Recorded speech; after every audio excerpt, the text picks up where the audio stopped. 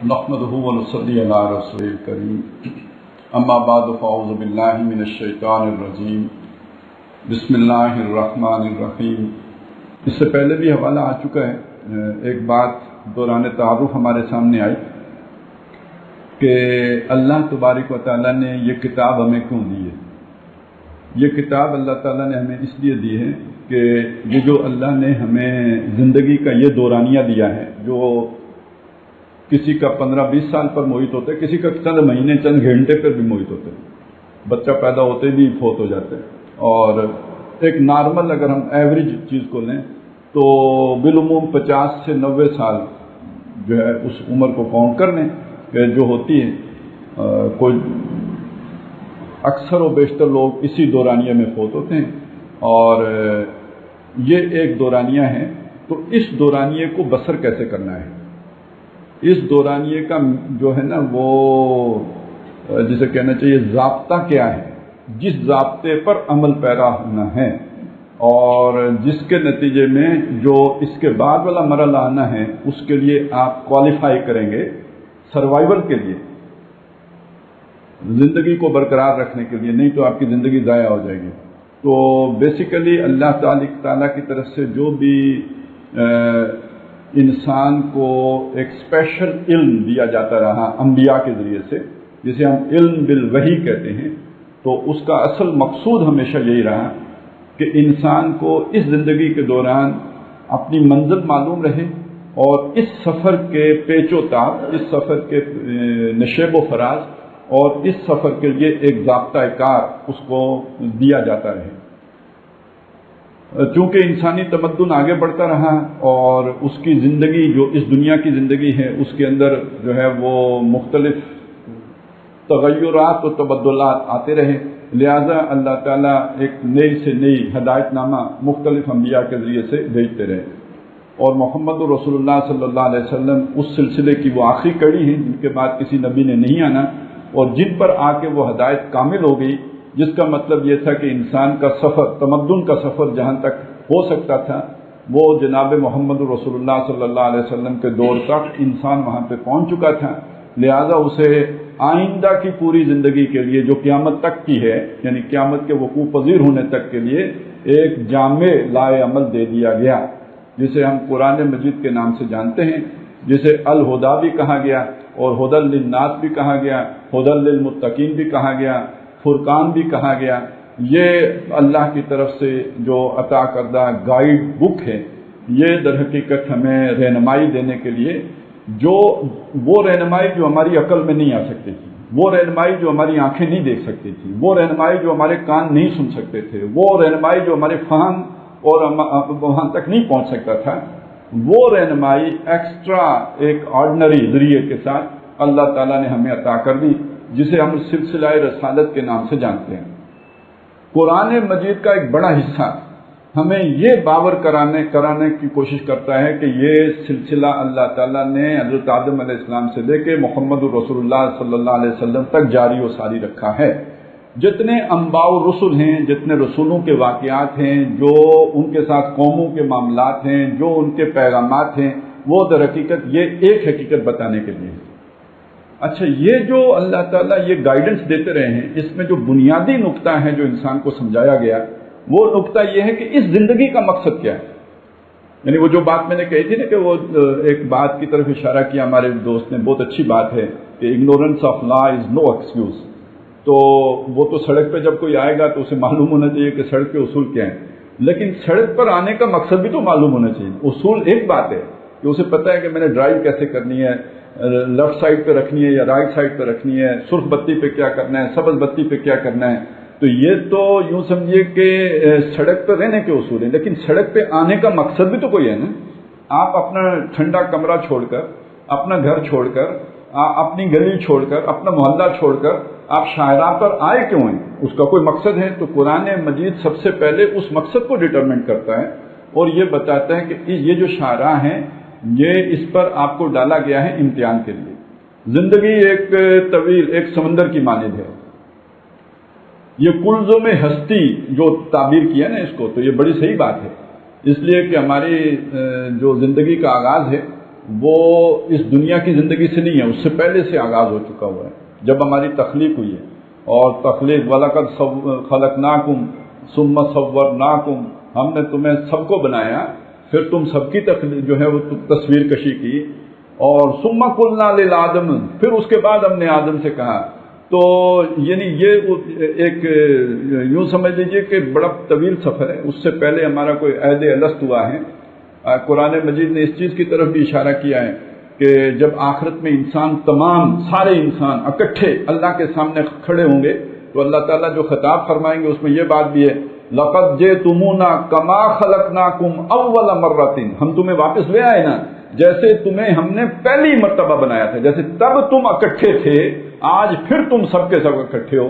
تو اس کا مطلب یہ ہے کہ کبھی ہم سب اکٹھے بھی تھے، تو لیکن دنیا میں تو سب اکٹھے نہیں ہوئے۔ آج ہم ہیں، آدم علیہ السلام نہیں ہیں، آج ہم ہیں، محمد رسول اللہ نہیں ہیں، لیکن کوئی دور ہم بتا آئے ہیں کہ جس میں ہم سب اکٹھے تھے، اور آخرت میں پھر سب اکٹھے ہوں گے۔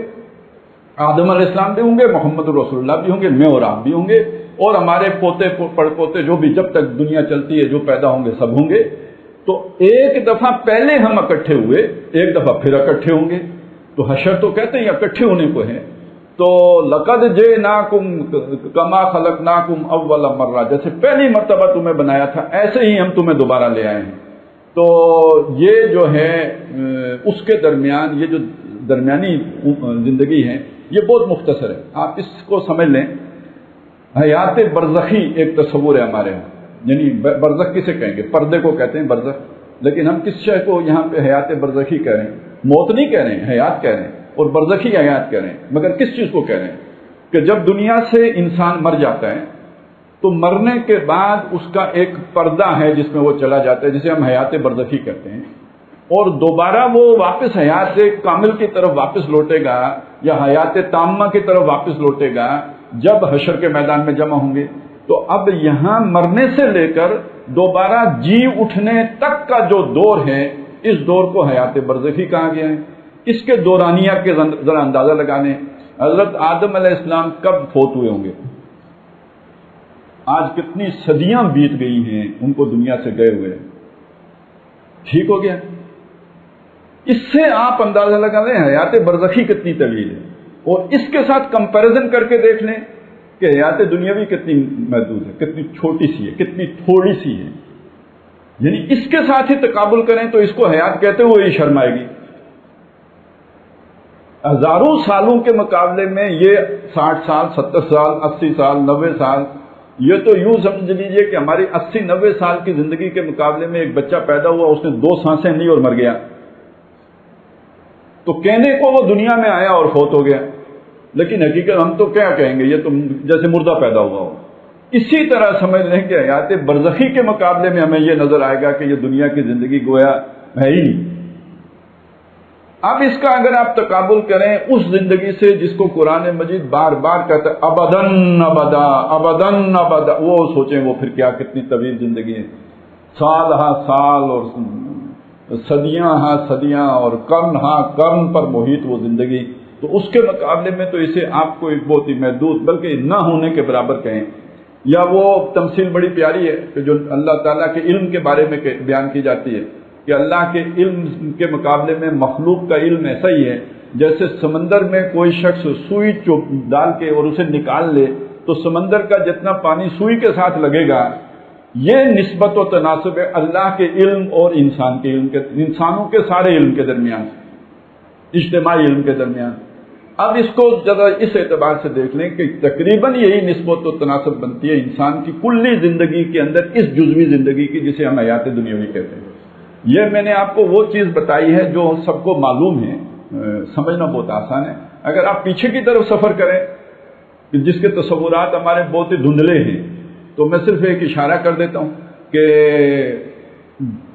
حیات جو عالم ارواح کی زندگی ہے اس کو بھی دیکھیں کہ اگر میں اور آدم علیہ السلام ایک دور میں اکٹھے زندگی بسر کر چکے ہیں تو پھر آدم علیہ السلام کے بعد سے آج تک میں اور آپ کسی عالم میں تھے نا، وہ بھی ایک برزخی دور ہے۔ تو ایک وہ زندگی بھی اتنی ہی طویل ہے جتنی اس کے بعد والی زندگی ہے، یعنی आखिरत की जिंदगी की नहीं कह रहा, बरज़ख की। यानी दो बरज़ख हैं हमारे, एक बरज़ख है यहां मरने से लेके दोबारा पैदा होने तक, और एक बरज़ख है जो पहले पैदा किया गया था वहां मरने के बाद यहां दोबारा जी उठने तक। अगर आप बहुत ही ताज्जुब में मुब्तला हो गए हो कि मैंने दो मौतों का जिक्र कर दिया और दो बरज़खों का जिक्र कर दिया, तो कुरान मजीद में यह जिक्र मौजूद है। ये जहन्नमियों की फिरयाद है जो अल्लाह ताला के सामने वो करेंगे क़यामत को, जब वो दोज़ख में चले जाएंगे तो वो अल्लाह से ये बात यानी चाहेंगे कि दोज़ख से निकाले जाएं, और निकालने के लिए इस्तिदलाल जो वो सामने पेश करेंगे वो माजी होगा, और यानी ये कि जिंदगी में ऊंच नीच आती रही है तो अब आगे भी कोई मरला है या एंड हो गया, दी एंड हो गया। बेसिक असल में क्वेश्चन उनका ये होगा। तो वो अपना जो बात कहेंगे, जिन अल्फाज में कहेंगे वो ये है कि रब्बना अमत्ता नस्नतैन व अहयैता नस्नतैन, ए हमारे रब तूने हमें 2 दफा जिंदा किया और 2 दफा तूने हमको मारा। ये 2 दफा जिंदा करने को हम आमतौर पर ये समझते हैं दुनिया की जिंदगी और आखिरत की जिंदगी, ये तो बात ठीक हो गई, यानी आखिरत में दोबारा जिंदगी। ये 2 दफा मारना कौन सा हो गया भाई? कभी आपने सोचा कि 2 दफा अल्लाह मौत देता है? ये मौत तो सबको मालूम है, जो काफिर भी इस पर ईमान रखते हैं, इस दुनिया में मौजूद हैं, इसके बाद मर जाना है, काफिर भी मानता है। इससे पहले भी हम मौजूद थे, फिर मर गए थे, और फिर इस दुनिया में दोबारा जिंदा किए गए।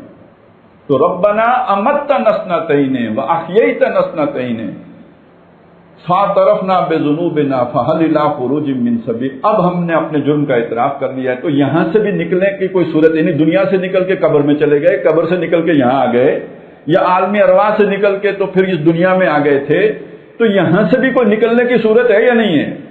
यानी इससे पीछे मुख्तलिफ मराइल हमने गुजारे, जिस टेस्ट ट्यूब में थे उससे निकल के अगली टेस्ट ट्यूब में चले गए, तो यहां से भी निकलेंगे या इधर ही रहना है? फहल इला खुरूजिम मिन सबील। तो ये सारी बात मैंने आपके सामने इसलिए रखी कि जिंदगी का ये तस्वुर सामने रखें, और उसके मुकाबले में दुनिया की जिंदगी को देखें तो आपको बहुत ही हकीर, बहुत ही छोटी सी, बहुत ही महदूद, बहुत ही कमतर, बहुत ही जिसे ना होने के बराबर और नाकाबिल शुमार जिंदगी आपको महसूस होगी कि इसकी कोई हकीकत नहीं है। ये बिल्कुल ही उस जिंदगी के मुकाबले में एक बूंद की मानिंद भी नहीं। बल्कि ये कि बड़ी प्यारी बात है वही कि जो इकबाल ने कही है कि कुलजुम हस्ती से तू उबरा है मानद हवा। कुलजुम समंदर, जिंदगी का समंदर, ये जो मैंने अव्वल आखिर आपको बताया ये समंदर हो गया सारा, और इसके अंदर तू जो इस दुनिया में आया है ये जैसे बुलबुला उठता है पानी के अंदर। कुलजुम हस्ती से तू उबरा है मानद हवा। और ये कि ये बात भी कही है इसी जिंदगी के बारे में कि तू इसे पैमाना इमरोज़ो फरदा से न नाप, जावेदां पे हमदवां हर दम जवां है जिंदगी। तो अगर ये जो मैंने आपके सामने नक्शा रखा है ये सामने हो तो ये इकबाल का शेर भी पूरी तरह समझ में आएगा कि अल्लामा दर हकीकत क्या बात कह रहे हैं कि तू इसे पैमाना इमरोज़ो फरदा से न नाप, जावेदां पे हमदवां हर दम जवां है जिंदगी। तो इस एतबार से ये दुनिया की जिंदगी बहुत ही महदूद सी है, और इस नुक्ता नजर से आप अगर इसे जिंदगी कहें तो जिंदगी कहना ही इस पर जो है ना वो लफ्ज इतलाक करना भी मजा नहीं देता, और फिर ये एक बेकार सी बात मालूम होगी कि इस जिंदगी का तो कोई फायदा नहीं है। क्या मकसद है इसका? तो इस सड़क पे आने का मकसद क्या है? तो अब कुरान मजीद आके बताता है कि पिछली जिंदगी तो आपकी गुजर गई सो गुजर गई, अगली जिंदगी का दारोमदार इस जिंदगी के ऊपर है। ये जिंदगी वो बीज है कि जो अगर कड़वा होगा तो अगली जिंदगी कड़वी होगी, और जो बीज अगर मीठा होगा तो अगली जिंदगी मीठी होगी। और वो आयत जो बहुत सी जगहों पे कुरान मजीद ने अपने ये फलसफा बयान किया है, लेकिन न्यायत जामियत के साथ मुकम्मल तो बिल्कुल साफ सरी अल्फाज में इसे सूरह मुल्क की दूसरी आयत में बयान किया गया कि अल्लज़ी खलक़ल मौता वल हयाता लियब्लुवकुम अय्युकुम अहसनु अमला। वो हस्ती कि जिसने मौत को भी पैदा किया और जिंदगी को भी पैदा किया ताकि वो जांचे, परखे, इम्तिहान ले कि तुम में से अच्छे आमाल करने वाला कौन है। तो वो जो कुलजुम हस्ती से तू उबरा है मानद हवा, इस ज़िया खाने में तेरा इम्तिहान है जिंदगी। असल में इस शाहराह पर आने का मकसद तुम्हारा इम्तिहान लेना है। अच्छा, इम्तिहान किस चीज का इम्तिहान है? اللہ تعالیٰ نے انسان کو بہت سی صلاحیتیں، استعدادات دے کر دنیا میں بھیجا ہے، بڑا پوٹینشیل دے کر دنیا میں بھیجا ہے. لقد خلقنا الانسان فی احسن تقویم. یعنی یوں سمجھ لیجیے نا، جیسے آپ ایک ہوتا ہے نا، چلیں بہت آسان مثال آ گئی، ہمارا جو ہے نا وہ میزائل سسٹم چیک کرتے رہتے ہیں. آج غوری 1 ٹیسٹ کیا ہے، آج فلانا میزائل ٹیسٹ کیا ہے، تو اس کو ہم نے کچھ اس کے اندر رکھا ہوتا ہے حساب کتاب کی، اتنے کلومیٹر فاصلہ طے کر سکتا ہے. دوسری چیز یہ کہ یہ گائیڈڈ ہے، یہ جس جگہ کا نشانہ لے کر ہم فیڈ کر کے ہم چھوڑیں گے جا کے وہاں پہ پڑے گا. یہ سارا کچھ ہم نے بنا دیا. اب بنانے کے بعد ہم ٹیسٹ کرتے ہیں کہ جو ہم نے بنایا اس کے مطابق یہ عمل بھی کرتا ہے یا نہیں کرتا، پھر اسے چھوڑتے ہیں. تو اگر وہ نشانے پہ جا کے لگتا ہے، پراپرلی وہ سارا فاصلہ طے کر لیتا ہے جو ہم نے سوچا تھا، اس کا مطلب ہے کہ ہمارا تجربہ کامیاب ہو گیا، ٹھیک ہو گیا. اور ویسے ہم نے ایک تجربہ پہلے کیا تھا جو ناکام ہو گیا تھا، وہ میں صرف ایک مثال کے طور پہ پیش کرتا ہوں. پاکستان نے میرا خیال ہے 70s میں یا ارلی 80s میں ایک وہ مصنوعی سیارہ نہیں ہوتا، وہ چھوڑا تھا، البدر نام تھا یا کیا نام تھا، وہ چھوڑا تھا. تو وہ یہاں سے تو ہم نے چھوڑ دیا، پھر پتہ ہی نہیں کدھر گیا. تو وما دعاء الکافرین الا فی ضلال، تو جیسے کافر کی دعا کھو جاتی ہے، گم ہو جاتی ہے، ایسے ہی ہمارا وہ البدر گم ہو گیا، پتہ نہیں کدھر چلا گیا. تو ہوگا کہیں فضا میں، لیکن ہمارا اور اس کا رابطہ ختم ہو گیا. تو اس کا مطلب یہ ہے کہ بھئی وہ ایک میزائل جو بھی وہ ہمارا وہ تجربہ تھا ناکام ہو گیا. بس اس چیز کو ذہن میں رکھیں، اللہ تعالیٰ نے انسان کو احسن تقویم پہ بنایا. یعنی اللہ نے فرشتے بنائے، اللہ نے جن بنائے، اللہ نے 7 آسمان بنائے، یہ اتنی وسیع و عریض کائنات بنائی. اس میں جو اللہ نے سب سے پیاری شے جو اس کو بہت پیاری لگتی ہے جو بنائی، وہ انسان ہے. سب سے بہترین اس کی کریشن، جس پہ اللہ بھی، یعنی جسے کہتے ہیں نا کوئی شے آپ بنائیں، کوئی آپ نے تصویر بنائی، وہ تصویر دیکھ کے آپ بھی اس کے حسن میں ڈوب جائیں. تو یہ انسان اللہ کی ایک ایسی مخلوق ہے کہ جو اللہ کو بہت اس لیے پیاری ہے کہ اللہ کے فن جو ہے نا، فن خلاقی اس کا کمال ہے. اب اس نے اس کو چھوڑ دیا ہے زمین کے اوپر، تاکہ یہ جس پوٹینشل پہ پیدا کیا گیا ہے، جس کیپیبلٹی پہ پیدا کیا گیا ہے، اس کو ایکسپلائٹ کرے، وہاں تک پہنچ جائے. جسے ہم تزکیہ کہتے ہیں نا، اصل میں تزکیہ کا مطلب کیا ہے کہ جن کیپیبلٹیز کے ساتھ، جن پوٹینشیلٹیز کے ساتھ آپ پیدا کیے گئے ان کو اچیو کر لیں، آپ کا تزکیہ ہے. اگر آپ وہ نہیں کر سکتے تو آپ ناکام آدمی ہیں. اس کا مطلب کیا ہوگا؟ یہ سفر ابھی رکا نہیں ہے، یہ سفر جاری ہے. مرنے کے بعد سفر رکے گا نہیں، سفر جاری رہے گا. دوبارہ جی اٹھنے کے بعد بھی سفر ختم نہیں ہوگا، سفر جاری رہے گا. اور یہ سفر جاری رہنے کا مطلب یہ ہے کہ اگلے مرحلے کے لیے وہ ایک اصول ہے نا ہمارے دنیا میں، جس کو ہم نے پرکھا ہے، فطرت کا اصول ہے. یہ ہم نے اسے تلاش کیا ہے، ہمارے مشاہدے میں آئے، ہم نے اسے منضبط کر لیا ہے. اور وہ اصول کیا ہے؟ Survival of the fittest. ایک نیچرل سلیکشن ہے، خود کار نظام ہے دنیا میں. اس کے لیے کوئی آپ کو اوپر سے تردد نہیں کرنا پڑتا، تکلف نہیں کرنا پڑتا. ایک خود کار نظام ہے. ہر شے جو ہے وہ اپنا بچاؤ چاہتی ہے، وہ اپنی زندگی برقرار رکھنا چاہتی ہے. ہر شے اسٹرگل فار ایگزسٹنس. کوئی چونٹی ہے، کیڑا ہے، کوئی تنکا ہے، کوئی درخت ہے، پودا ہے، ہر شے اپنا وجود برقرار رکھنا چاہتی ہے. یہ اس کے اندر پوٹینشلی یہ خواہش موجود ہے. پہلی بات تو یہ ہوگی، پہلا اصول یہ. دوسرا اصول کیا ہے؟ دوسرا اصول یہ ہے کہ نیچر سلیکٹ کرتی ہے کہ کس کو باقی رکھنا ہے اور کس کو ختم کر دینا ہے. یہ نیچر کی سلیکشن ہے. اس کے اصول ہیں. نیچر یعنی جو ماحول سے مطابقت پیدا کر لے گا وہ باقی رہے گا، جو نہیں مطابقت پیدا کر سکے گا وہ ختم ہو جائے گا. اس کو کہتے ہیں سروائیول آف دا فٹسٹ. یعنی نیچر اس کو منتخب کرے گی جو اپنے آپ کو فٹسٹ ثابت کرے گا. آپ یوں سمجھ لیں، میں یہ بات مثال کے طور پر آپ کے سامنے رکھی. آپ یوں سمجھ لیں، آخرت میں جو اگلا مرحلہ ہے جس پر اللہ تعالیٰ نے انسان کو لے کے جانا ہے، ظاہر ہے اللہ کی بڑی باکمال تخلیق ہے اور اس کے مختلف مدارج ہیں، مراحل ہیں جس میں اس کی قابلیتیں ظاہر ہوں گی. یہ کوئی ایک دنیا ہی اس کی امتحان ہی ہے. جنت میں بھی اس کی قابلیتیں آگے بڑھتی رہیں گی.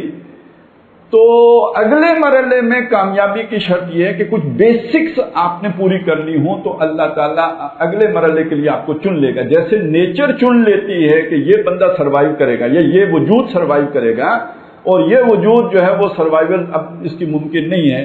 یہ جو ڈائناسورز ہیں یہ ختم ہو جائیں گے اس لیے کہ یہ اب وہ فٹسٹ نہیں ہے. تو جو اللہ نے جنت بنائی ہے، جو اگلا مرحلہ بنایا ہے، اس کے لیے فٹسٹ کسی نہ کسی درجے میں اپنے آپ کو ثابت کرنا پڑے گا. اور زندگی کا یہ دورانیہ اس کے لیے میں نے وہ بڑا مشکل فلسفہ کوشش کی ہے کہ آپ کے جو چیزیں آپ جن سے واقف ہیں اس کے انداز میں آپ کے سامنے پیش کر دوں کہ یہ در حقیقت سروائیول آف دا فٹسٹ کا مسئلہ ہے. اور اگر اس کو آپ سورۃ العصر کی روشنی میں سمجھنے کی کوشش کریں کہ والعصر ان الانسان لفی خسر، تمام انسان خسارے میں، ٹوٹے میں ہیں، نقصان میں، یعنی وہ ایک اندھے کنویں میں گرنے جسے ہم دوزخ کہتے ہیں، وہ بالکل اپنے خاتمے کی طرف میوے سفر ہیں، وہ ایک ٹریجڈی کی طرف بڑھ رہے ہیں، وہ ایک افسوسناک انجام کی طرف جا رہے ہیں، سوائے ان کے کہ جنہوں نے سٹرگل کر کے اپنے اندر 4 قابلیتیں پیدا کرنی، ایمان، عمل صالح، تواصی بالحق و تواصی بالصبر، سروائیو یہ کریں گے، باقی سب دڑان سے خاتمے کی طرف جائیں گے.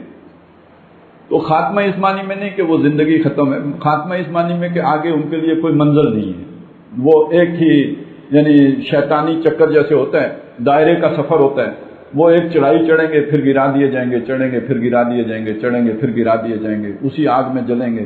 یطوفون بینہا و بین حمیم آن، اب وہ کبھی چکر لگا رہے ہوں گے وہ دوزخ کی سخت دہتی آگ میں، اور وہاں سے زیادہ وہ کھولتا پانی پلانے کے لیے جو ہے وہ لے جائے جائیں گے. یہ ہے کہ جس کے درمیان ان کا طواف جاری رہے گا. یطوفون بینہا و بین حمیم آن، تو یعنی ان کے اندر اب کوئی بڑھوتری نہیں ہوگی، وہ اب کسی اگلی منزل کی طرف سفر ان کا نہیں ہے، اور ان کی زندگی دی اینڈ با ای مانا کہ کوئی ترقی نہیں ہے، کوئی ارتقا نہیں ہے، کوئی نشو نما نہیں ہے، کوئی نیا فیز نہیں ہے، دی اینڈ. لیکن اس کا یہ مطلب نہیں کہ زندگی لا یبقا، اس میں یہ نہ باقی ہوں گے اور نہ ہی آپ یہ کہہ سکیں گے کہ مر گئے ہیں، نہ مرے ہوئے ہوں گے نہ زندوں میں ہوں گے. لا تبقی ولا تذر، یہ کیفیت ہوگی جو وہاں کی ہے. تو گویا اینڈ ہو گیا، ختم ہو گیا، اس کا کوئی سفر اب مزید سفر نہیں ہے، وہ رک گئے، ایک جگہ پہ روک دیے گئے. دوسری طرف جنت میں سفر ہے، جنت میں کوئی ایک مقام نہیں ہے جہاں پہ آپ رک گئے، وہ انسان آگے بڑھتا چلا جائے گا یہاں تک کہ اللہ تعالیٰ اسے وہاں تک ترقی دے گا کہ جس پوٹینشل پر اسے پیدا کیا. اور ظاہر ہے مختلف لوگوں کے مختلف ہیں، جو سب سے کامل انسان ہوگا وہ مقام محمود پر فائز ہوگا، ہے نا، مقام محمود، تو وہاں تک پہنچے گا. تو اس چیز کو سمجھ لیجئے کہ یہ دنیا کی اللہ نے ہمیں زندگی دی ہے، اس اگلے جو مرحلے کے لیے اپنے آپ کو فٹس ثابت کرنے کے لیے اس کو کہا گیا یہ امتحان ہے. اچھا، اب یہ امتحان کوئی بہت پیچیدہ امتحان نہیں ہے، سمجھ لیں، بڑا آسان سی بات ہے. اللہ تعالیٰ نے اس دنیا کا نظام چلانے کے لیے انسان کو جو یہ وجود دیا نا، اس وجود کو گھوڑا سمجھ لیں. اللہ نے یہ جو وجود ہمیں دیا نا، یہ ہمارا گھوڑا ہے. اصل میں کوئی اور چیز ہے. میں کہتا ہوں یہ میرا ہاتھ ہے، میں کہتا ہوں یہ میری آنکھ ہے، میں کہتا ہوں یہ میرا بازو ہے، یہ میری ٹانگ ہے، یہ میرا پیٹ ہے، یہ میرا دماغ ہے، یہ میرے کان ہیں. تو میں کون ہوں؟ یہ میرا ہاتھ ہے، میں تو نہیں ہوں نا، میرا ہاتھ ہے. جیسے یہ میرا مال ہے، جیسے یہ میرا مکان ہے، ایسے یہ میرا ہاتھ ہے. یہ جو شے دعویٰ کر رہی ہے کہ یہ میرا ہے، وہ کون ہے؟ Who is he؟ ڈھونڈے، آپ کو نہیں ملے گا. لیکن کوئی ہے نا جو آپ یہ کہہ رہا ہے کہ میں ہوں. یہ میں اصل میں وہ شے ہے کہ جسے اللہ نے روح کی صورت میں ہمارے اندر ودیعت کی، جو ہمیں ڈھونڈے نہیں ملے گی. کسی وہ دوربین میں نہیں آئے گی، خوردبین میں نہیں آئے گی، کسی انسٹرومنٹ سے اسے ہم نہیں دیکھ سکتے. لیکن یہ کہ وہ اپنا وجود یوں کر کے ثابت کرتی ہے. اسی لیے کہا نا، اپنے من میں ڈوب کے پا جا سراغ زندگی، میرا نہیں بنتا نہ بن، اپنا تو بن. وَنَفَخْتُ فِيهِ مِن رُوحِي يَسْأَلُونَكَ عَنِ الرُّوحِ قُلِ الرُّوحُ مِنْ أَمْرِ رَبِّي وَمَا أُوتِيتُم مِّنَ الْعِلْمِ إِلَّا قَلِيلًا. اس قلیل علم کی وجہ سے تم اس روح کو دیکھ نہیں سکتے، لیکن یہ کہ اپنا وجود تو وہ ظاہر کر رہی ہے جب وہ کہہ رہی ہے میں انا. ایک چھوٹی سی انا ہے. اللہ تعالیٰ بھی کہتے ہیں اننی انا اللہ لا الہ الا انا. تو ایک وہ کس کو کہتے ہیں؟ موسیٰ کو کہتے ہیں نا. وہ درخت کو کہے تو درخت کو تو نہیں سمجھ آئے گی نا. وہ پہاڑ کو یہ بات کہے، پہاڑ کو کیا پتہ، ہاتھی کو کہے، ہاتھی کو کیا پتہ چلے گا؟ موسیٰ کو پتہ چل رہا ہے کہ یہ کیا بات کہہ رہی، کیوں؟ ایک چھوٹی سی انا موسیٰ کے اندر بھی ہے، تو میں اپنی انا سے اس بڑی انا کو پہچانوں گا، اگر میں اپنی اس چھوٹی انا کو نہیں پہچان سکتا تو اس بڑی انا کو بھی نہیں پہچان سکتا۔ من عرف نفسہ فقد عرف ربہ، جو اپنے نفس کو پہچانے گا وہ اپنے رب کو بھی پہچانے گا۔ تو اس نفس کا مطلب وہ والا نفس نہیں ہے جو حیوانوں والا نفس ہے، یہ وہ والا نفس ہے کہ جو روح جو اندر اس کے ودیت کی گئی۔ خیر یہ ایک اور طویل بحث ہے، اس کو علیحدہ رکھ دیں۔ اب اس چیز کو سمجھ لیں کہ اللہ تعالیٰ نے اس زندگی کو چلانے کے لیے، تاکہ یہ جو ہمیں گھوڑا دیا ہے یہ زندہ رہے، مر نہ جائے، اس کو ہماری عقل پر نہیں چھوڑا ہے، اس کو اللہ تعالیٰ نے آپ تمام زندہ جو چیزیں جنہیں ہم جاندار کہتے ہیں، جانور کہتے ہیں، جو جان والے ہیں، ان کو ایک آٹو پہ اللہ نے لگا دیا ہے کہ زندگی کے جو لوازمات ہیں آٹومیٹکلی اس پر وہ ہر جاندار عمل پیرا ہوگا۔ کیسے؟ سانس لینی ہے، زندہ رہنے کے لیے سانس ضروری ہے، یہ سانس لینے کے لیے اللہ نے کوئی نبی بھیجا ہے کہ سانس لیا کرو تو یوں لیا کرو اور یوں نہ لیا کرو؟ آٹو پہ ہے نظام۔ بچہ پیدا ہوتا ہے اسے کوئی شعور نہیں ہوتا، سانس لینا شروع کر دیتے ہیں۔ جانوروں کو دیکھیں انہیں کوئی شعور ادراک ہی نہیں ہے، خود شعور ہی نہیں ہے، پھر بھی سانس لے رہے ہیں۔ تو اس کا مطلب ہے کہ قدرت نے ایک نظام بنا دیے، آپ سانس لیں گے تاکہ زندہ رہیں، آگے چلیں۔ آپ کو کھانا کھانے کی ضرورت ہے، عوام کو گھاس کھانے کی، چرنے کی ضرورت ہے۔ چھوٹا ان کا بچہ ہے، انسان کا بچہ ہے، حیوان کا بچہ ہے، اسے دودھ پینا ہے، اس کے لیے بھی اللہ نے اس کا آٹومیٹک نظام بنایا ہے۔ جو ہی وہ عوام کے کٹے یا کٹی کے منہ میں تھن آئے گا بھینس کا تو وہ چوپا لگا دے گا۔ یہ اسے کس نے بتایا، کس نے سکھایا، کس اکیڈمی میں پڑھا، کہاں ایکسرسائز کی اس نے؟ اللہ نے اس کو آٹو پہ رکھا ہوا ہے، وہ کرے گا یہ کام۔ اسی طرح چارہ اس کی نظر میں کھبا دیا ہے، سبز جو ہی چارہ دیکھے گا اس کی طرف لپکے گا۔ جیسے ہمارے لیے مختلف کھانوں کی خوشبو ہی جو ہے نا وہ آمادہ کر دیتی ہے کہ یہ خریدیں، یہ کھائیں، یہ پئیں، اس کی لذت لیں، ہم کہتے ہیں بڑا لذیذ کھانا ہے، تو بھائی وہ تو کھانا اس کے اندر جو کچھ ہے نا وہ آخر میں جو فضلہ نکلتا ہے اسے پتہ لگ جاتا ہے کہ کیا شے تھی یہ۔ اصل میں تو اللہ تعالیٰ نے ہمارے ٹیسٹ بڈ بنائے ہیں کہ جو ہمیں وہ کھانا کھانے پہ آمادہ کر دیتے ہیں، وگرنہ یہ کہ اگر ہمارا ذائقہ منہ میں نہ رکھا گیا ہوتا تو یہ کھانا کھانا بھی ایک عذاب ہوتا، بڑا مشکل کام ہوتا ہے۔ جیسے پتھر توڑنا مشکل کام ہے، کھانا کھانا بھی مشکل کام ہوتا ہے، لیکن اللہ نے مزیدار کام بنا دیا۔ ہم کھائیں گے، کافر بھی کھائے گا، مسلمان بھی کھائے گا۔ اسی طرح افزائش نسل اللہ کے پروگرام کا حصہ ہے کہ دنیا میں یہ چیزیں پھیلیں، انسان بھی پھیلیں، حیوان بھی پھیلیں، ہر شے بڑے، ترقی کرے، دنیا بڑھے، یہ پوری زمین آباد ہو جائے۔ وہ دو جو انسان اللہ نے بھیجے تھے زمین پر، آدم اور حوا، ان سے جو ہے 7 ارب انسان بنے، یہ اللہ کا منصوبہ ہے۔ لیکن اس کے لیے نبیوں کو بھیجنے کی ضرورت نہیں ہے، انسان کے اندر ایسی انسٹنکٹ رکھ دی، ایسا کیڑا رکھ دیا کہ یہ کام خود بخود ہوگا۔ بندہ سیانہ ہو، بندہ بے وقوف ہو، بندہ مسلمان ہو، بندہ کافر ہو، وہ شادی اس کے لیے لذیذ بنا دی، اس کے لیے دل پسند شے بنا دی۔ ایک جنس کی دوسری جنس کی طرف کشش جو ہے وہ آٹو پہ لگا دی، نتیجہ افزائش نسل ہے۔ ٹھیک ہو گیا؟ یہ اللہ نے یہ نظام بنا دیا۔ اب شیطان نے اسی نظام کے اندر آ کے امبیلنس کرنا ہوتا ہے، حیوانوں میں نہیں کرنا ہوتا، کیونکہ حیوان سے اللہ نے پوچھنا ہی نہیں ہے کہ تو نے اپنی کھرلی سے کھایا تھا یا دوسری کی کھرلی سے کھایا تھا، تو نے اپنی چراگاہ میں چرا تھا یا جا کے دوسرے کی چراگاہ میں چر گیا تھا۔ وہ تو جو مالک ہے اس سے پوچھے گا کہ تیری بکریاں دوسرے کی کھیتی جا کے کیوں چر گئی، بکری سے نہیں پوچھے گا کہ تم نے جا کے دوسرے کی کھیتی کیوں چری ہے، کیونکہ اللہ نے ان کو یہ شعور ہی نہیں دیا، عقل ہی نہیں دی، تو مکلف بھی نہیں کیا۔ یہ صرف انسان ہے کہ جس کو اللہ نے مکلف کیا ہے، کیوں اس کو شعور دیا ہے، کیوں اس کو عقل دی ہے۔ فاتر العقل کے لیے کوئی، اور جس سے پوچھا جائے گا وہ اس بنیاد پر پوچھا جائے گا کہ کھانا تو تم نے تھا، لیکن یہ کہ تم نے حرام نہیں کھانا تھا، دوسرے کا نہیں کھانا تھا، چوری کر کے نہیں کھانا تھا۔ اللہ یعنی پہلے کچھ چیزیں حرام ہیں وہ تو بالکل نہیں کھانی تھی، لیکن جو حلال ہے ان کو بھی حلال طریقے سے حاصل کر کے کھانا تھا، حرام طریقے سے حاصل کر کے نہیں کھانا تھا۔ تو اب امتحان کیا ہو گیا اس میں؟ کوئی بہت بڑا امتحان نہیں ہے، یہ نہیں کہا کہ نہ کھاؤ، یہ نہیں کہا کہ نہ پیو، یہ نہیں کہا کہ شادی نہ کرو، یہ نہیں کہا کہ یہ جو میں نے تمہیں صلاحیتیں دی ہیں یہ ساری کاٹ دو، ختم کر دو، کچل دو، مسل دو، ختم کر دو، نہیں، یہ نہیں کہا۔ کیا کہا؟ ان کو کنٹرول میں رکھو، ان کو اس ضابطے کے مطابق عمل میں لے کے آؤ جو ضابطہ میں نے تمہیں اپنی آخری کتاب میں دے دیا ہے۔ شادی یعنی بچے کیسے پیدا کرنے ہیں؟ آرام طریقے سے نہیں پیدا کرنے ہیں، وہ جو حلال طریقہ محمد رسول اللہ نے بتایا اس طریقے سے پیدا کرنے ہیں۔ بچے تو کافر بھی پیدا کر رہے ہیں، یہ نہیں کر رہے، وہ کہہ رہے ہیں born without any wedlock. آپ کو پابند کر دیا کہ یہ ویڈ لاک کے اندر رہتے ہوئے آپ نے بچے پیدا کر۔ اچھا یہ کریں گے تو یہ ثواب ہے، یہ کریں گے تو یہ عبادت ہے، رزق اگر حلال کمائیں گے تو عبادت ہے، یہ سارا عبادت بنا دیا۔ ٹھیک ہو گیا جی، بات سمجھ میں آ گئی؟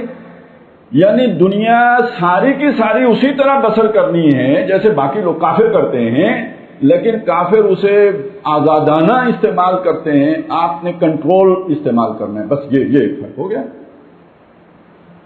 یہ آپ کو ہدایت نامہ، یہ امتحان ہو گیا۔ دوسری بات، ایک اس میں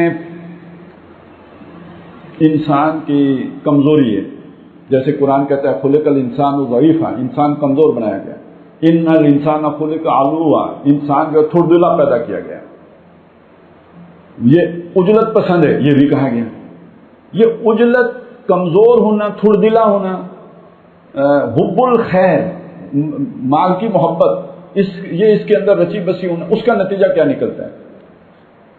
یعنی دنیا کا نظام چلانے کے لیے یہ چیزیں انسان کے اندر رکھی گئی۔ زُيِّنَ لِلنَّاسِ حُبُّ الشَّهَوَاتِ مِنَ النِّسَاءِ وَالْبَنِينَ وَالْقَنَاطِيرِ الْمُقَنطَرَةِ مِنَ الذَّهَبِ وَالْفِضَّةِ وَالْخَيْلِ الْمُسَوَّمَةِ وَالْأَنْعَامِ وَالْحَرْثِ، یہ ساری چیزیں انسان کے لیے ویسے ہی محبوب بنا دی گئی جیسے جانور کے لیے چارہ محبوب بنا دیا گیا، یا جب اس کو ایک خاص بو اس کے نتنوں سے ٹکراتی ہے تو اس کی مادہ کی طرف جو اٹریکشن اس کی ہوتی ہے، اس طرح انسان کے لیے یہ ساری چیزیں اللہ نے محبوب کر دی، اور اس لیے کر دی تاکہ نظام میں ہستی چلتا رہے، ایکٹیویٹی ہو، سرگرمی ہو، دنیا کا نظام آگے بڑھے، کر دی۔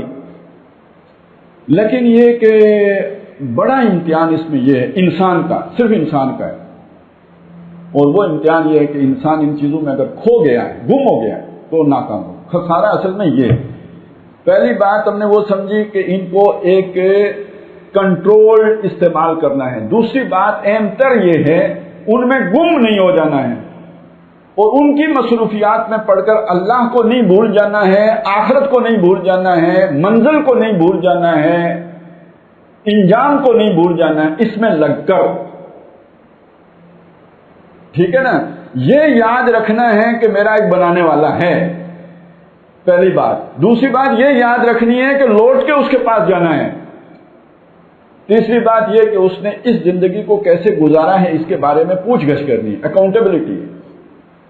ایسا نہ ہو کہ ان مصروفیات میں پڑھ کر تم ان امور سے غافل ہو جاؤ۔ یعنی اب میں کیا کہنا چاہتا ہوں، لا تو آپ کو آ گیا دنیا کا کسی نہ کسی درجے میں، تمدن بھی آ گیا، مکان بنانا بھی آ گیا، گلیاں بنانا بھی آ گیا، بچے پیدا کرنا بھی آ گیا، سب کچھ آ گیا آپ کو، آپ نے ڈگریاں بھی لے لی، انجینئر بھی ہو گئے، ڈاکٹر بھی ہو گئے، مختلف پروفیشنز میں چلے، سارا کچھ سیکھ لیا آپ نے، مقصد بھول گئے، سڑک پہ چڑھ گئے، قوانین سارے آپ کو آتے ہیں، ان کو آپ فالو کر رہے ہیں، منزل کی یاد ہی نہیں۔ تو پھر آپ یہاں سے جائیں گے تو فیصل مسجد پہنچیں گے، وہاں سے یو ٹرن لیں گے تو نیول انکریج جائیں گے، اور وہاں سے پھر یو ٹرن لیں گے، اور پھر بس آپ یہ ایک دائرے کا چکر کاٹتے رہیں، منزل آپ کے ذہن میں ہی نہیں ہے، ٹھیک ہے؟ وہ منزل یاد رکھنے کا نام ہے ایمان، ایمان باللہ، ایمان بالآخرہ، ایمان بالرسالت۔ اور دیکھیں قرآن مجید کتنے پیارے طریقے سے توجہ دلاتے ہیں، یا ایھا الذین آمنوا لا تلہکم اموالکم ولا اولادکم عن ذکر اللہ، یہ تمہارے مال اور اولاد، یہ تمہاری دنیا کی سرگرمی، یہ تمہاری ایکٹیویٹی کہیں تمہیں اللہ کی یاد سے نہ غافل کر دیں، منزل نہ بھلا دیں، منزل یاد رکھنی ہے، اس سے دائیں بائیں نہیں ہونا ہے، ٹھیک ہو گیا؟ یہ جو منزل کی یاد ہے، یہ جن لوگوں کو رہتی اپنی زندگی کا رخ جنہیں معلوم ہے، انجام معلوم ہے، ان کے لیے اس زندگی کے اندر اپنے عمل کو اس محدود دائرے کے اندر رکھنا مشکل نہیں ہوتا ہے۔ اس قانون کی پابندی مشکل تب بنتی ہے جب منزل نظروں سے اوجھل ہو جاتی ہے، دنیا منزل بن جاتی ہے۔ امتحان میں ناکامی اصل میں یہ ہے، اور کوئی بڑی بات نہیں ہے، اصل بات یہ ہے آپ نے اللہ کو یاد رکھا، آخرت کو یاد رکھا، مجموعی طور پہ زندگی یوں ہی بسر کی، قانون کی چھوٹی موٹی خلاف ورزی ہو گئی تو جہاں پہ اللہ تعالیٰ سزا دینے میں سخت ہے تو وہاں بڑا غفور و رحیم ہے، بہت بخشنے والا مہربان ہے۔ وہ اگنورنس بھی معاف کر دیتے ہیں، قانون کی کھلی خلاف ورزی بھی معاف کر دیتے ہیں، کہتے کوئی جرمانہ نہیں، جاؤ عیاشی مارو۔ ان اللہ یغفر الذنوب جمیعا، اللہ سارے کے سارے گناہ معاف کر دیتے ہیں، لیکن شرط ہے کہ وہ کوئی ایمان کی رمق ہو، آپ کے اندر احساس ندامت ہو، آپ کو شرمندگی ہو، آپ بغاوت نہ ہو آپ کے اندر۔ لیکن اگر آپ بالکل غافل ہو گئے اور آپ دنیا میں گم ہو گئے تو پھر آپ ٹوٹلی خسارے میں چلے گئے۔ یہ وہ بات ہے جو ہمیں قرآن مجید نے سورہ کاف میں سمجھائی ہے کہ یا قل هل ننبئکم بالاخسرین، قل هل انبئکم بالاخسرین اعمالا، کیا ہم آپ کو بتائیں، هل ننبئکم بالاخسرین اعمالا، کہ اعمال کے اعتبار سے سب سے زیادہ خسارے میں کون لوگ ہیں؟ پھر جواب دیا الذین ضل سعیہم فی الحیات الدنیا، وہ لوگ کہ جن کی ساری محنت دنیا میں گم ہو گئی، وہم یحسبون انہم یحسنون صنعا، وہ یہ سمجھتے رہے کہ بہت اچھی کاریگری کر رہے ہیں، بڑی صنعت یعنی بڑے تکلف کر کے دنیا بنا رہے ہیں۔ تصنع، یہ صنعا کے اندر تصنع شامل ہے، جس کے اندر محنت، ظاہر تصنع کرنے کے لیے ریاضت درکار ہوتی ہے۔ تو ایک کام ہوتا ہے وہ آپ بہت ہی یعنی آزادی سے کر لیتے ہیں، بڑے کمفرٹیبلی کر لیتے ہیں، ایک کام ہوتا ہے بڑی ریاضت کر کے کرنا پڑتا ہے، وہ سنا ہے۔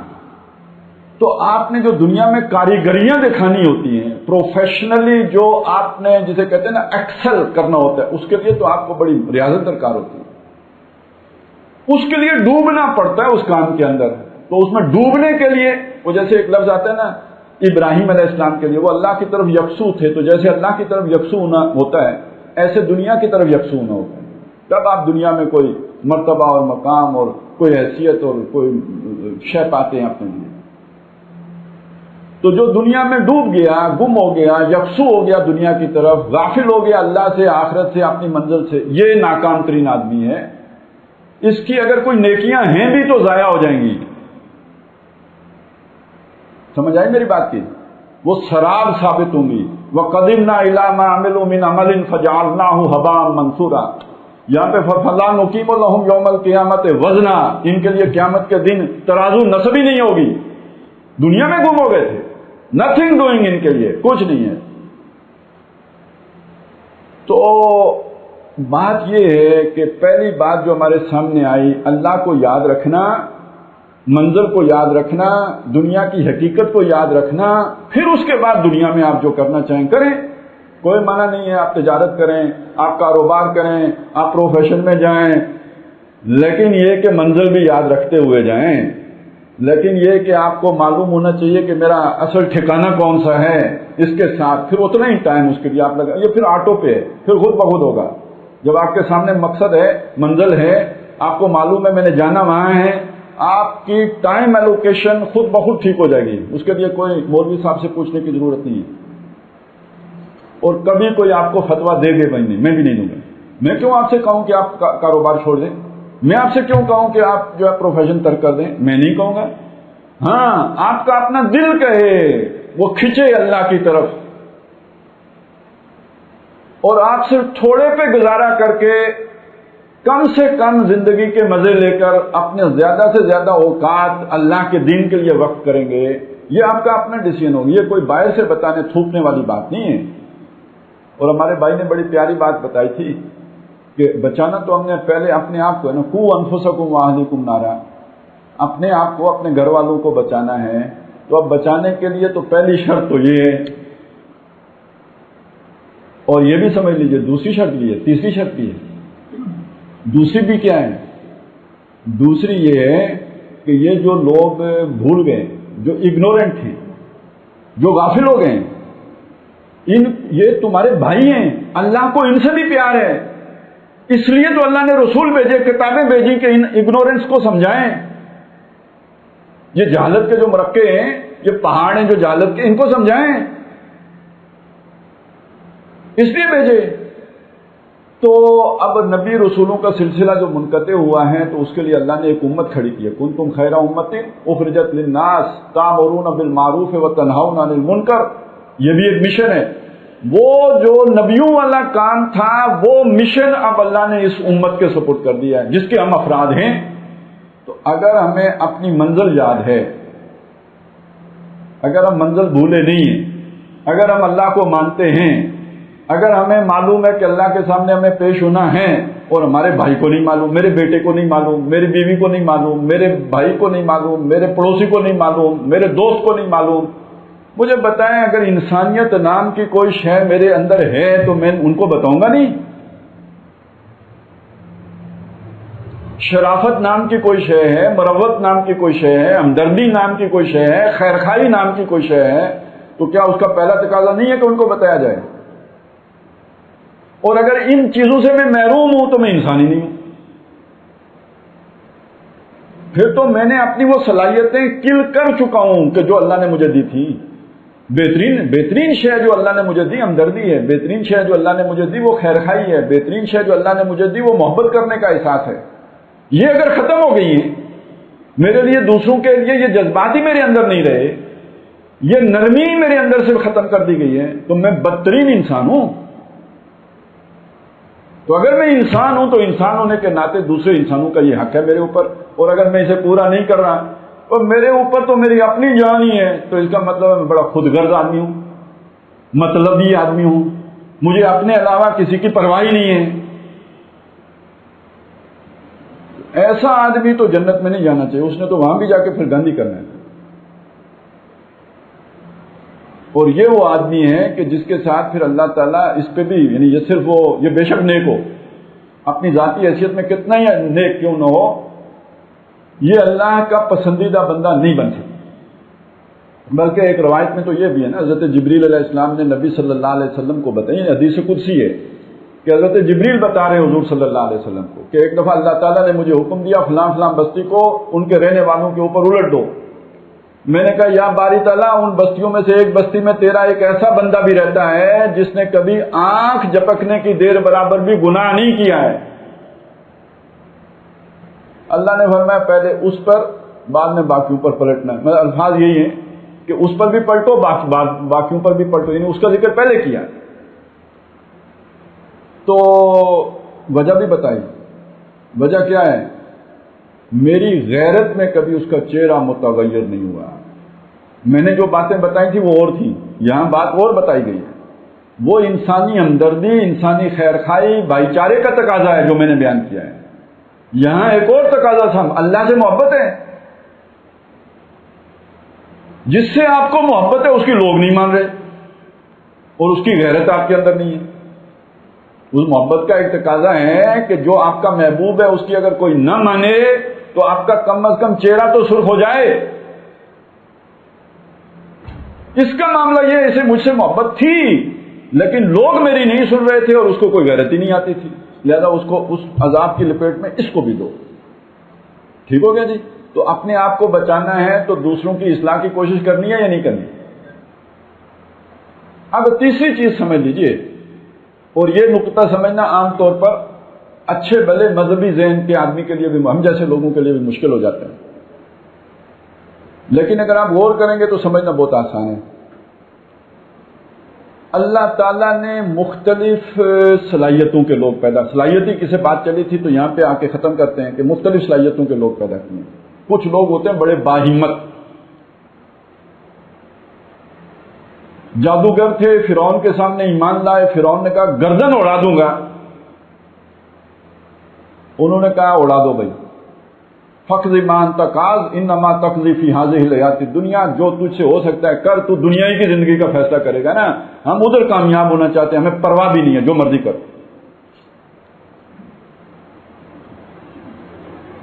جذباتی بات کو چھوڑیے، ٹھنڈے دماغ سے سوچئے، ہم میں سے کتنے ہیں جن کا یہ جذبہ ہے؟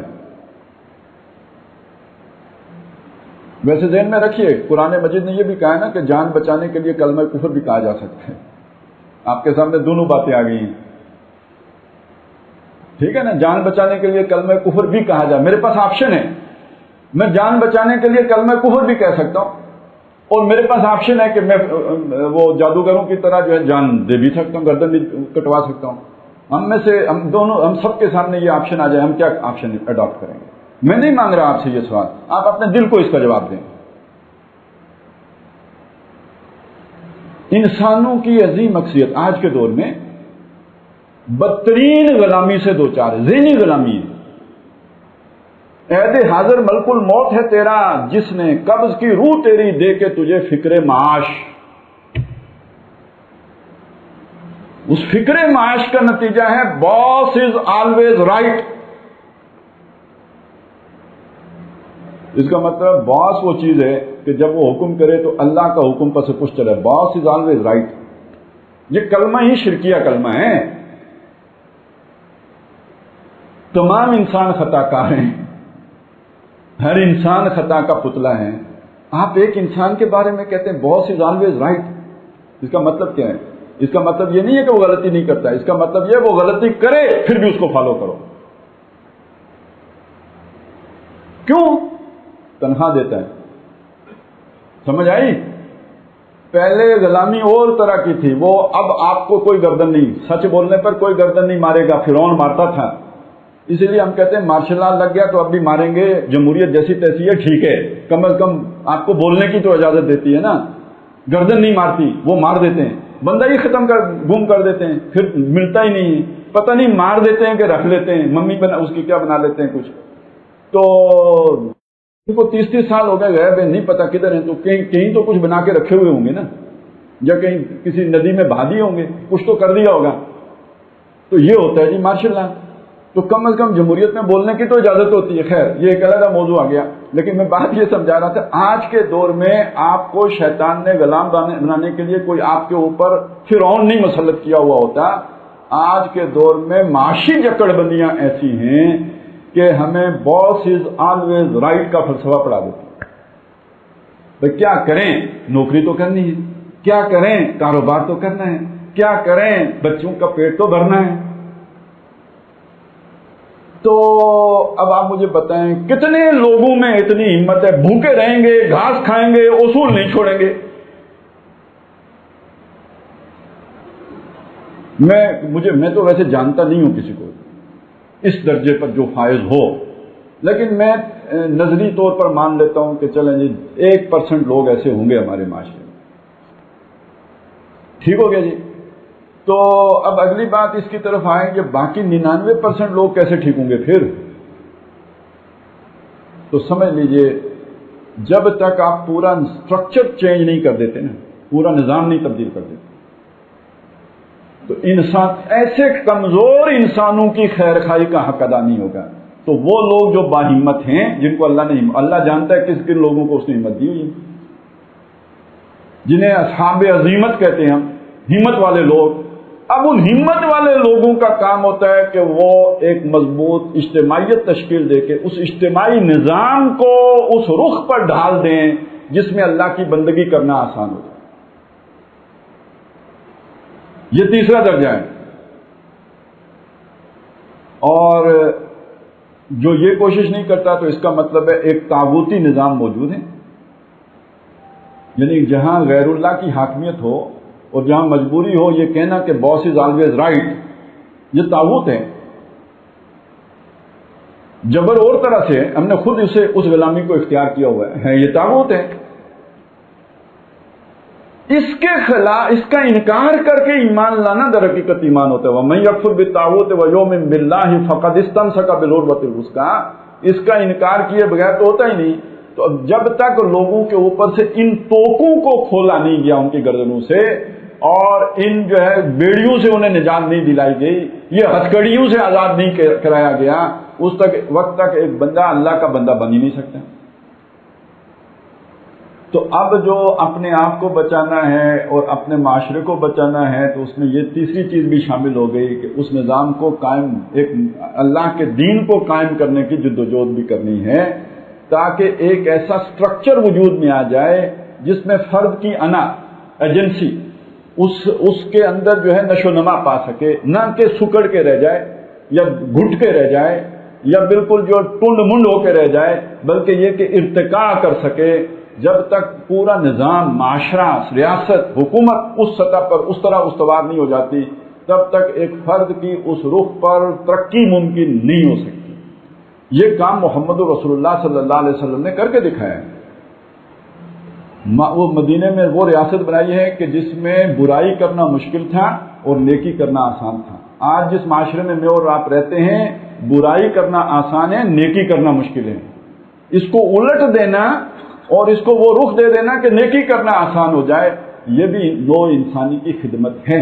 جیسے آپ بیماروں کے لیے اسپتال بناتے ہیں، جیسے آپ بھوکوں کے لیے کوئی لنگر خانہ کھولتے ہیں، جیسے آج عیدی صاحب نے وہ بچے جن کا کوئی وارث نہیں بنتا ان کے لیے پنگوڑے رکھا دیے ہیں، ایسے ہی آپ نے ایک ایسا نظام بھی تشکیل دینا ہوتا ہے جس میں یہ برے کام ہونا، تاکہ آپ کو جو ہے نا ریاست کی سطح پہ علاج کی سہولت میسر آئے، تاکہ ریاست ایسا نظام معاش تشکیل دے کہ لوگ بھوکے ہی نہ رہیں۔ ان کے لیے لنگر خانے کیوں کھلیں؟ تقسیم دولت کا نظام ایسا رکھا جائے کہ وہ نیچے تک جائے، ٹرکل ڈاؤن کرے، تو کیوں لوگ بھوکے ہوں کہ جن کے لیے آپ کو لنگر خانے کھولنے پڑیں؟ اللہ نے تو وسائل پورے اتارے ہیں۔ تو بہرحال یہ تیسری سطح ہے، اس کے بغیر آپ نجات نہیں پا سکتے۔ اس سطح پہ جہاد کرنا پڑتا ہے۔ قرآن نے صاف بتایا، هل ادلکم علی تجارۃ تنجیکم من عذاب علیم، وہ تجارت تمہیں نہ بتاؤں جو تمہیں دردناک عذاب سے بچائے؟